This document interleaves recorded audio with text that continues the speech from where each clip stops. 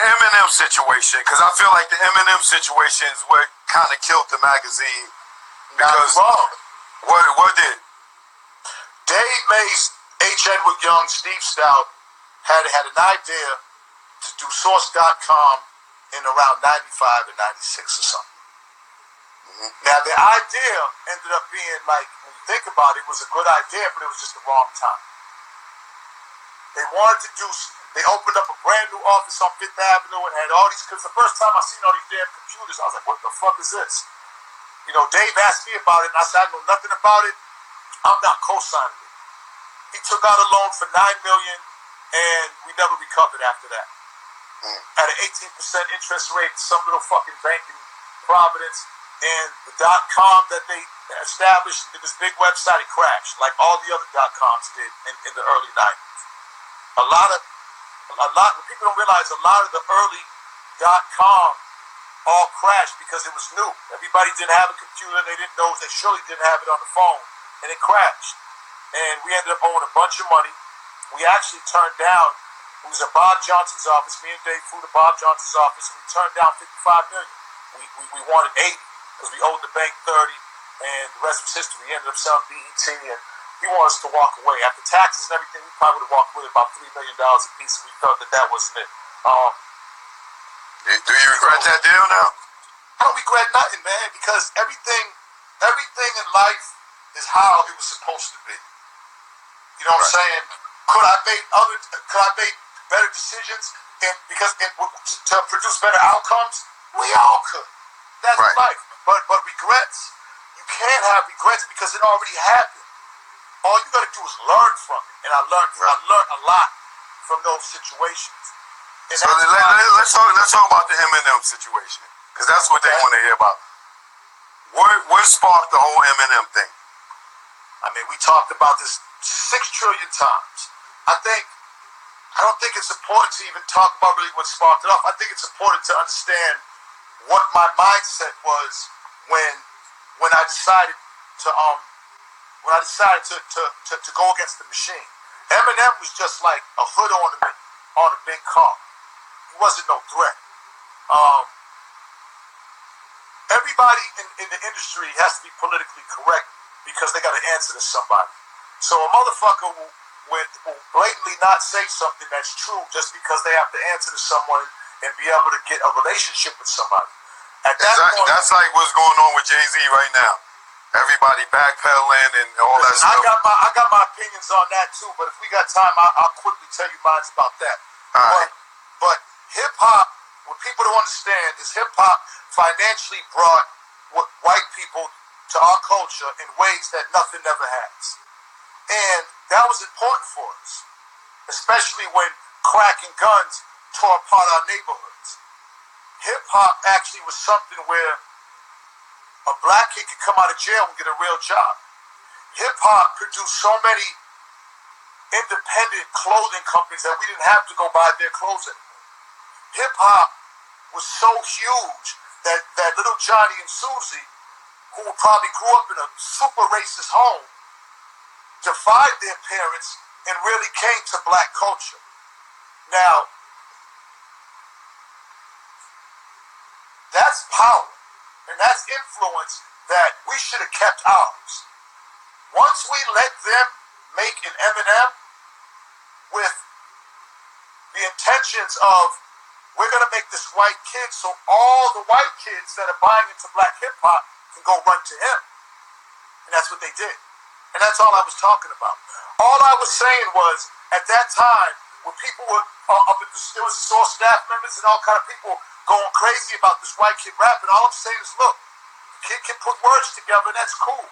But he's getting special treatment from MTV. He's getting special treatment from everybody in every publication and radio and everything. Because they knew the money and the financials that was going to come to get it. Because at the end of the day, the same thing with the Trump situation.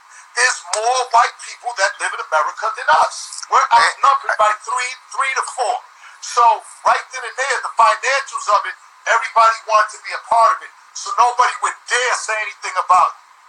All the top rappers, let me tell you something. Hip-hop came from the basics of whoever's on top, I'm going at you.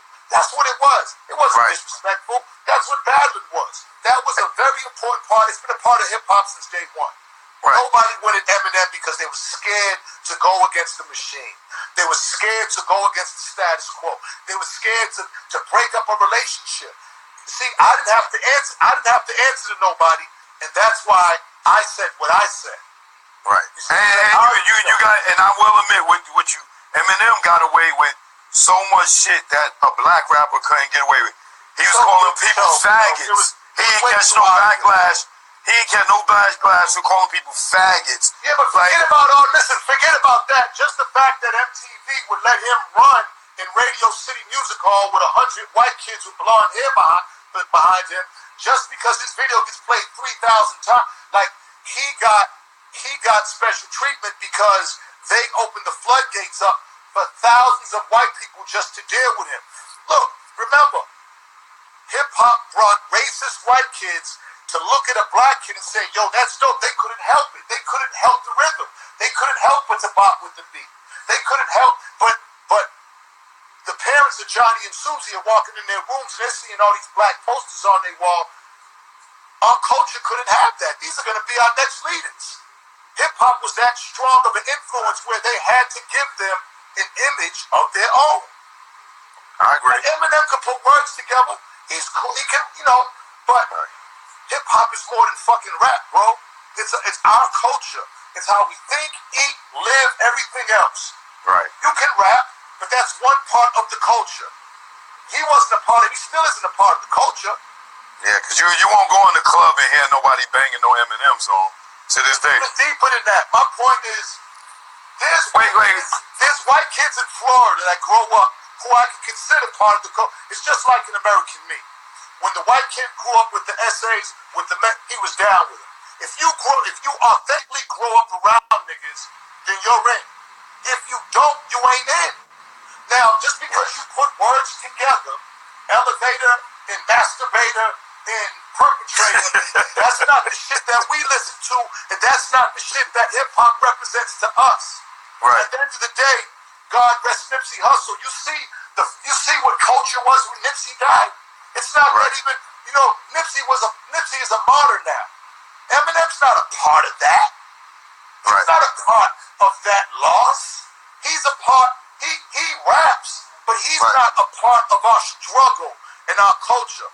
And another thing that you pointed out too about Eminem that these young kids don't know about is when you put out the video with him calling the black girl a bitch and a nigga.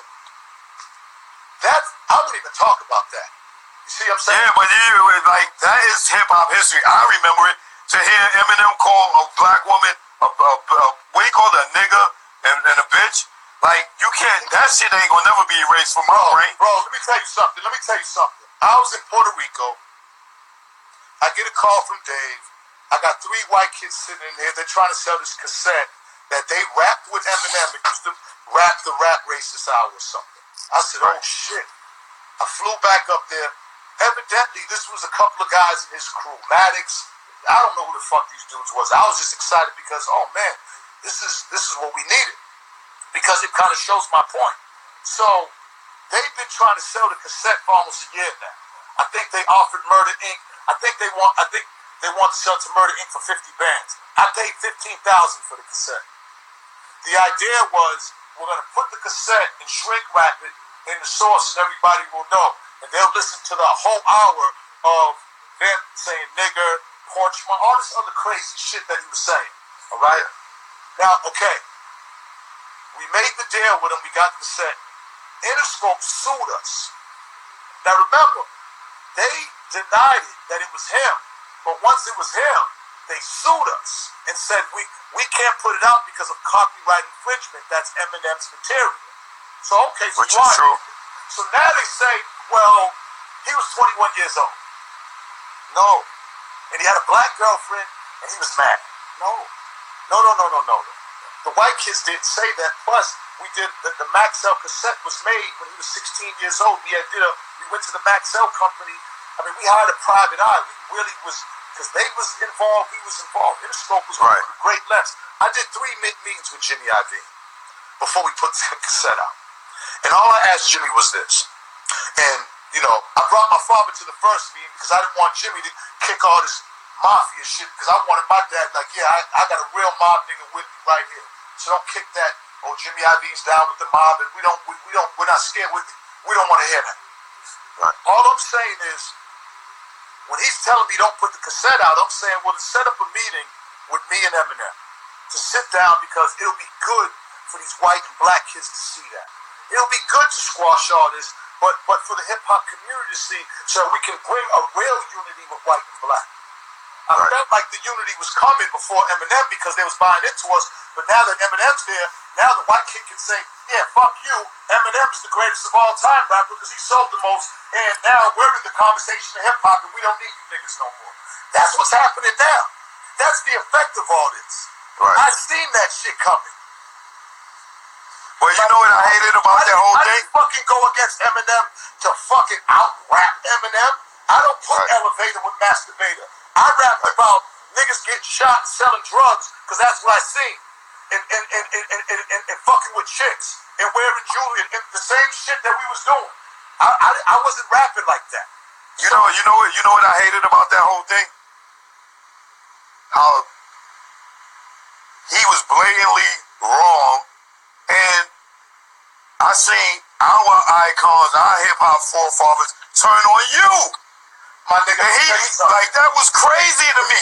No, the crazy shit's when I went up to fucking Hot 97, where they had been already playing my shit, all the fucking support in the world, and all of a sudden Eminem does the interview.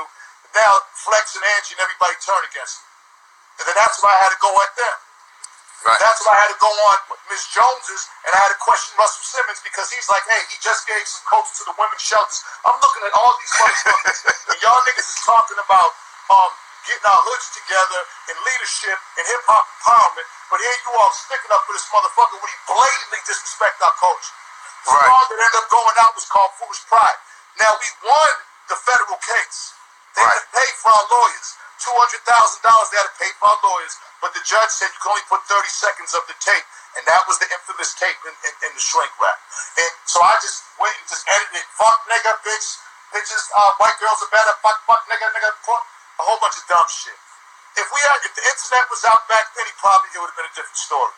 The bottom line was they buried it. They had the money. Interscope had 60% of hip-hop. They pulled all their ads. And we was already going through the financial difficulty with the loan that Dave took out, and that's what buried the source. It wasn't them. Right.